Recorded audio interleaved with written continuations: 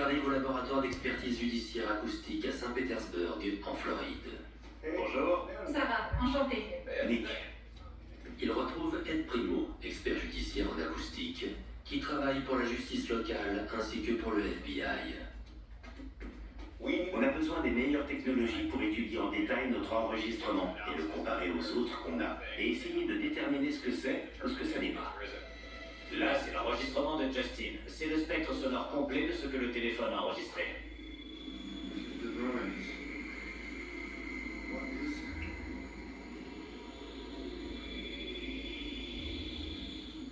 Là, on a la piste audio, et ce qu'on regarde là, c'est un spectrogramme. Cette zone colorée plus éclatante, c'est notre son. Le son dont l'origine nous est inconnue.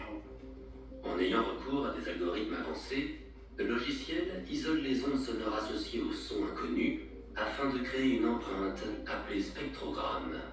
Et là, on s'est débarrassé des sons qui pouvaient perturber notre écoute. Et là, c'est seulement le son spécifique.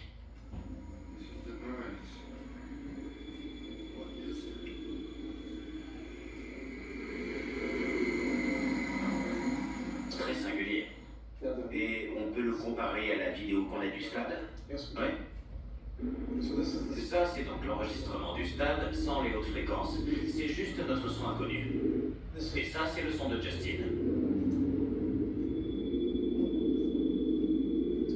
Et on est entre 100 et 300 Hz. Et quand on regarde l'autre enregistrement... C'est la même fréquence. Exactement, on a la même fréquence, ce qui me fait dire qu'il s'agit du même son. Le spectrographe montre clairement que ces deux sons, celui du stade et celui de la vidéo que Justin nous a passée, sont un seul et même son. C'est une vraie révélation. Il y a clairement quelque chose qui vient du ciel qu'on ne peut pas encore expliquer. On peut éliminer un avion, un train, tout ce qui doit bouger pour créer du son.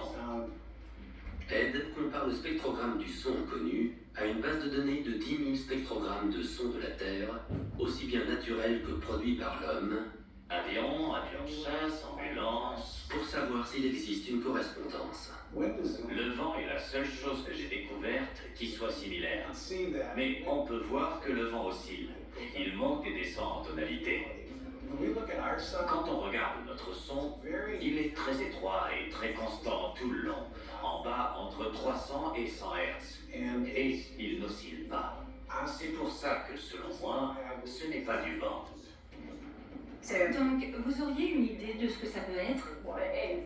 Ça ne ressemble à rien de ce que j'ai vu jusque-là. En combien d'années? 35 ans de métier. Donc, en 35 ans, vous n'avez jamais rien entendu qui ressemble à ce son? Non.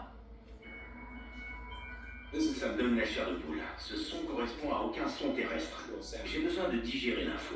Ed est un expert en acoustique qui analyse des sons depuis plus de 30 ans. Et le fait qu'il ne sache pas ce qui a produit ce son, si ça ne motive pas à chercher plus loin, je ne sais pas ce qui peut vous motiver. UFO Part 1 to 10. Part 1 UFO Spectrogram. UFOs * UFO Spy. Extraterrestrial Hybrid Observer. Detection Exploration MCLAP. Processing of Unknown Sound Spectrum. CIA graphs. Objective: to uncover the images hidden within unknown sounds from space, found in the observation of graphs from the CIA Forensic Laboratory of Unknown Sound. Spectrograms in St. Petersburg, Florida. MCLAP Extraterrestrial Hybrid.